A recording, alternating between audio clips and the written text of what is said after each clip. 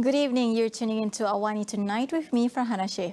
Malaysia's national debt, including liabilities, has reached 1.5 trillion ringgit, and immediate action must be taken to address this issue, says Prime Minister Datuk Seri Anwar Ibrahim.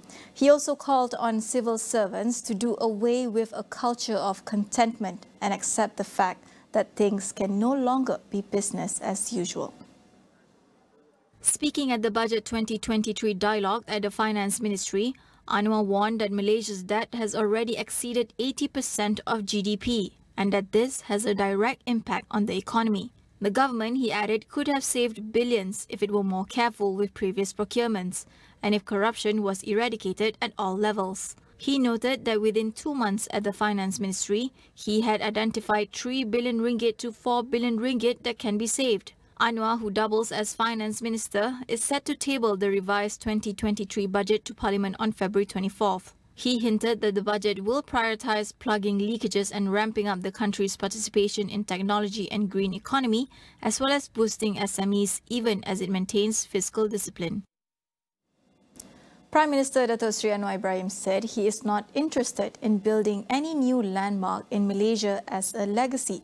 Instead, he believes the focus should be given more on sustainable policies to help Malaysians and small businesses weather the challenging economic environment.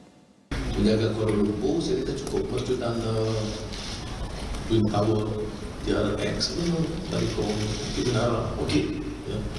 Saya tidak akan bahwa pentadbiran Anwar saya tidak berhajat untuk membuat satu lagi untuk tanda zaman Anwar ini dia tak. Saya fikir yang perlu ialah menjana keupayaan kota contoh dari segi kebersihannya, keindahannya. Anwar added that the needs of the small and medium enterprises, SMEs, hawkers and stall operators should also be looked into. He said focus should be given to help these sectors to ensure they benefit from government's initiatives and reforms. There is a need to make ministers' asset declarations more transparent to keep it from being a political gimmick, says Datuk Seri Anwar Ibrahim. The Prime Minister added that he is working with the relevant authorities, including the Malaysian Anti-Corruption Commission, MACC, to fine-tune the system. Declaring of assets was a farce as far as concerned in the past, because you can't find people having hundreds of millions of ringgit and still declaring 11 million or 12. So I think what we need to do is to make sure that the parameters are clear. And I'm now discussing with the various agencies, including the MACC, to make sure that these things are more transparent, because otherwise it makes a mockery of the entire. And I'm appalled at the fact that people are not too critical. They just accept it at the face value, you know. And now when we look at the figures and the file, it's shocking. Nobody actually, I'm saying nobody, most people don't actually tell the truth. Pakatan Harapan promised that all MPs, senior civil servants, government-linked company GLC chairpersons, as well as their spouses and close family members aged 18 and above must declare their assets. The coalition, however, did not make it clear if the declaration had to be made public. Prior to GE15, some PKR candidates had declared their assets, including Anwar. Major traffic offences will be non-compoundable during Chinese New Year holidays. Transport Minister Anthony Loke said those caught flouting them will not be offered a fine, but referred straight to the courts. The 7 major traffic offences are cutting queue, overtaking on double lines, disobeying the red light signal, driving over the speed limit, use of mobile phones while driving, not wearing seat belts or helmets and driving on the emergency lane. Meanwhile, the Works Ministry announced a temporary speed limit reduction on federal and state roads nationwide in conjunction with the festive seasons. Minister Datuk Seri Alexander Nantalinggi said the limit will be reduced by 10 km per hour, setting the speed limit to 80 km per hour on federal roads and 70 km per hour on state roads. This will be enforced from Wednesday, January 18th until January 27th. Chinese New Year falls on Sunday, January 22nd. Additionally, the police said it expects a 71% increase in vehicles on the KL Kara Expressway during the holiday season compared to normal days. Loke also said his ministry will look into the recent price adjustment announced by Grab Malaysia. The ride-hailing company announced changes to its fare structure in what it says will ensure fairer compensation for drivers during peak hours in the Klang Valley. Itu adalah keputusan komersial mereka. Kita belum ada apa-apa makluman lagi. Saya akan meminta pihak agensi pangkutan awam darat untuk berbincang dan mendapatkan makluman lanjut daripada pihak Grab. The change in fare structure will see the fare per minute increase from 20 cent to 43 cent, while fare per kilometre decrease from 70 cent to 25 cent effective January 16th. The base and minimum rates remain unchanged at 2 ringgit and 5 ringgit respectively. Grab Malaysia said the fares were revised based on feedback from its drivers, but the adjustment has received a negative response from Grab Drivers Malaysia Association, who indicated they were disappointed with the decision. Meanwhile, employers who successfully bring in foreign workers under the new recruitment and quota plan will have 6 months to comply with the preconditions. Home Minister Datuk Seri Saifuddin Nasution Ismail said the 6-month period starts as soon as the Temporary Working Visit Pass (PLKS) is issued. The preconditions include adherence to labour laws, qualifying for the foreign worker hiring quota under the Human Resources Ministry, and paying minimum wage. Saifuddin said action will be taken against employers who flout the new regulations and laws, with joint enforcement done by the Home and Human Resources Ministries, as well as relevant agencies carried out after a 6-month grace period expires. The new recruitment and quota plan will be enforced until March 31st. Employers in need of foreign workers may source from 15 countries. This includes India, Thailand, Cambodia, Nepal, Myanmar, Laos, Vietnam, the Philippines, Pakistan, Sri Lanka, Bangladesh, Turkmenistan, Uzbekistan, Indonesia and Kazakhstan. According to Saifuddin, representatives from the relevant ministries and agencies will also visit the source countries to see that the new plan achieves its objectives. We will go for a quick break. Don't go anywhere.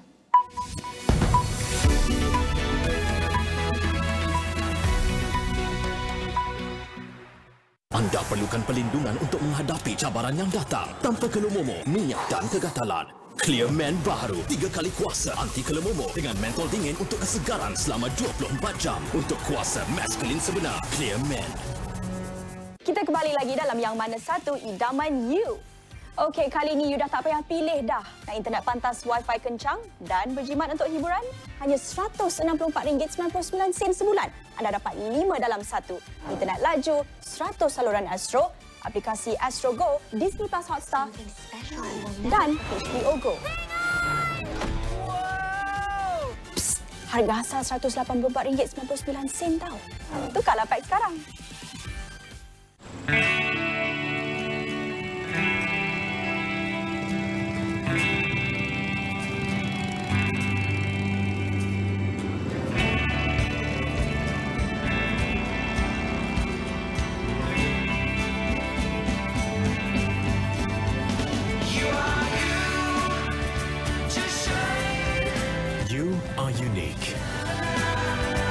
As a bank, it's what drives us to do right by you.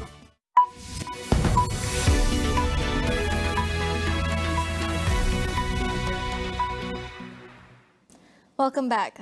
The number of dengue cases in Malaysia has gone up by nearly 14% this week to 2,520 cases compared to the previous week. This upward trend is consistent with the data from 2022, in which Malaysia saw a 150% increase in the number of dengue fever cases as compared to the previous year. While a serious illness, virology expert Professor Dr. Sazali Abu Bakar of University Malaya explains that there is no cause for concern just yet. Must remember, it is on the background of a very low number of dengue cases and dengue deaths the last 2 years.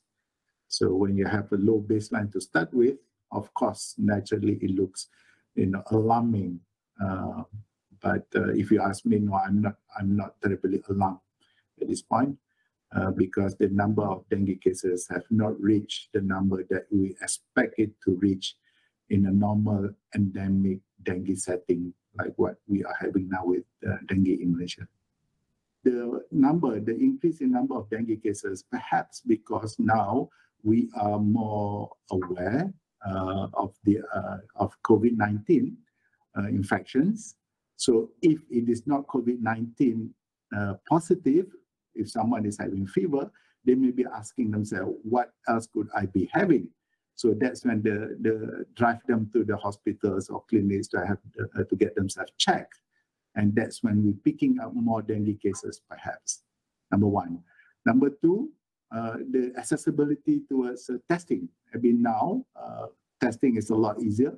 I think the government, Ministry of Health has made available easy tests. It's more like, now we can do the COVID-19 antigen test easily. So similarly, I think dengue testing, antigen testing has been made easily, readily available in clinics and hospital.